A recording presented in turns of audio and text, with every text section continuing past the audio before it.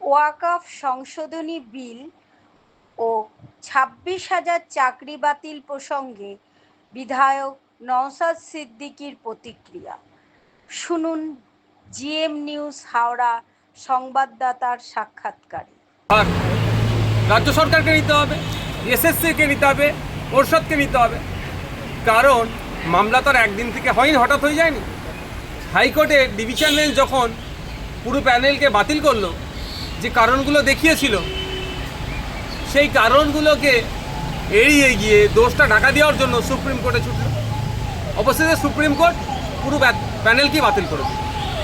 এখন বলার বিষয় হচ্ছে, কিছু অযোগ্য অর্থের বিনিময়ে অবৈধ পন্থা অবলম্বন করে চাকরি নিয়েছে, তাদেরকে বাঁচানোর জন্য পুরো প্যানেলটাকে বাতিল করে দিল রাজ্য সরকারের, মানে বাতিল করছে সুপ্রিম কোর্ট। কিন্তু এই রাজ্য সরকারদের জন্য দায়ী আছে। যদি স্যাগ্রিগেশন করে দিত, যদি পৃথকীকরণ করে দিত ঠিকঠাক করে, কারণ রাজ্য সরকার তথ্য এক দিচ্ছে, এসএসসি তথ্য অন্য এক দিচ্ছে, আবার পর্ষদ তথ্য আলাদা দিচ্ছে কতজনকে অবৈধভাবে নিয়োগ হয়েছে, আবার সিবিআই খুঁজে বার করেছে সে তথ্যটাও আলাদা। তাহলে এই যে হচপচ হয়ে যাওয়ার ফলে রাজ্য সরকার তার কিছু দলের লোকেদের চুরিটা ধরতে না দেওয়ার জন্য এই সমস্ত যারা খেটে খাওয়া শ্রমজীবী পরিবার থেকে উঠে এসেছে, মেধার ভিত্তিতে চাকরি পেয়েছে, বা অন্যান্য যারা মেধার ভিত্তিতে চাকরি পেয়েছে তাদেরকেও পুরস্কৃত করা হলো। 2016 সালে যখন এদের নোটিফিকেশন হয়েছিল, এদের ম্যাক্সিমাম তখন ছাত্র অবস্থায় ছিল। এখন এরা সংসদ ধর্ম করে এটা একটা সমাজে একটা প্রভাব তৈরি হয়েছিল। কিন্তু দুর্ভাগ্যের বিষয়, রাজ্য প্রশাসন, কিছু তৃণমূল কংগ্রেস পরিচালিত সরকার কিছু চোরকে বাঁচানোর জন্য ভালো মানুষগুলোকেও, যারা বৈধ পন্থা অবলম্বন করে চাকরি পেয়েছে, তাদেরকেও সৌন্দর্য চোখে ঠেলে দিল। এর জবাব রাজ্য সরকারকে দিতে হবে। আমি বলবো, যারা যোগ্য প্রার্থী ছিলেন তাহলে রাজ্য সরকারকে আপনারা জবাবদিহি করুন গণতান্ত্রিক পন্থাতে।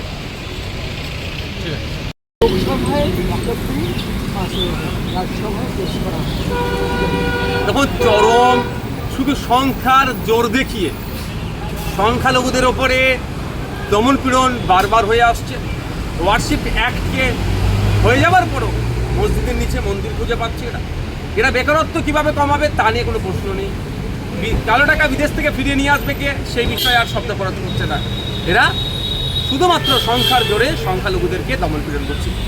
এই অ্যামেন্ডমেন্টের নামে, সংশোধনীর নামে সংখ্যালঘু মুসলমানদের অধিকার কেড়ে নেওয়ার অপচেষ্টা, এর বিরুদ্ধে আমরা, তারা সংখ্যায় পাশ করিয়ে নিলেও আমরা মাঠে ময়দানে গণতান্ত্রিক প্রক্রিয়ায় এই বিলের আমরা প্রতিবাদ জানাবো এবং সর্বোচ্চ বিচারালয়ে গিয়ে আমরা বিচারের জন্য হব। কারণ আমি একটা কথা বলি, ওয়াক বাই ইউজার মৌখিক সেবা, যেটাকে মৌখিক দান, আজকের ডেটেও বলছি সুপ্রিম কোর্ট এটাকে ভ্যালিড বলছে। ইন্ডিয়ান যে বিভিন্ন কন্ট্যাক্ট অ্যাক্ট থেকে শুরু করে প্রপার্টি যে অ্যাক্ট আছে, বিভিন্ন অ্যাক্ট অনুযায়ী এটা বৈধ, কিন্তু এখানে দেওয়া হচ্ছে ওয়াক বাই ইউজার অবৈধ, মানে অমিট করে দিচ্ছে।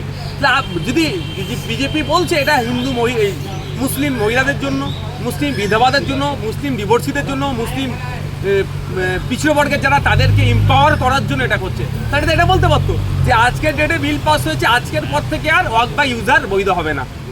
তারপরে যে আইনগুলো আছে সেগুলো সংশোধন করুন, কিন্তু ওয়াক বাই ইউজারটাকে টোটাল ইনভ্যালিড করে দিচ্ছে, অমিট করে দিচ্ছে। তার মানে কি টোটালটাই কেড়ে নেবে। কিন্তু ওয়াক বাই ইউজার তো আইন দ্বারা বৈধ। সুপ্রিম কোর্টের লেটেস্ট জাজমেন্ট আছে ওয়াক বাই ইউজারের পক্ষে, সেটা বলছে। লিমিটেশন অ্যাক্ট, এটা বলছে মুসলমানদের জন্য কাজ করব, মুসলমান গরিবের জন্য কাজ করবো, ভালো কথা।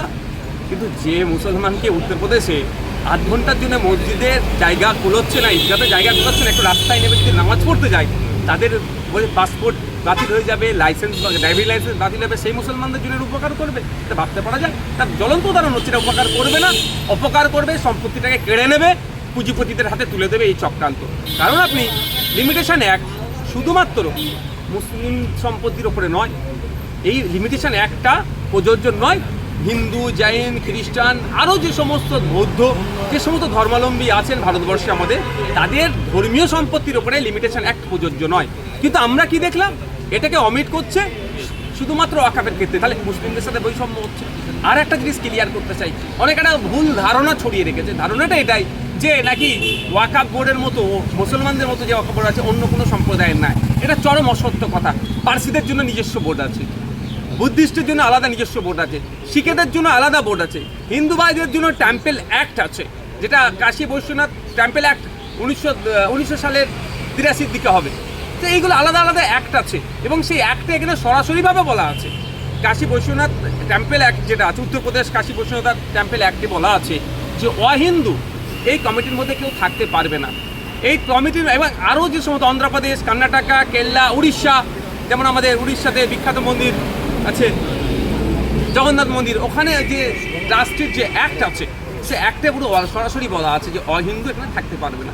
ঠিক একইভাবে এখানে যে মুসলিম শব্দগুলো ছিল ওয়াকাফে যেটা, সেগুলো সব কেন্দ্র সরকার সংখ্যাধিক্যের জোর দেখিয়ে তুলে দিচ্ছে। এটা বৈষম্য, এই বৈষম্যের বিরুদ্ধে আমরা মাঠে ময়দানে গণতান্ত্রিক প্রক্রিয়ায় লড়াই করব, আইনের দ্বারস্থ হব।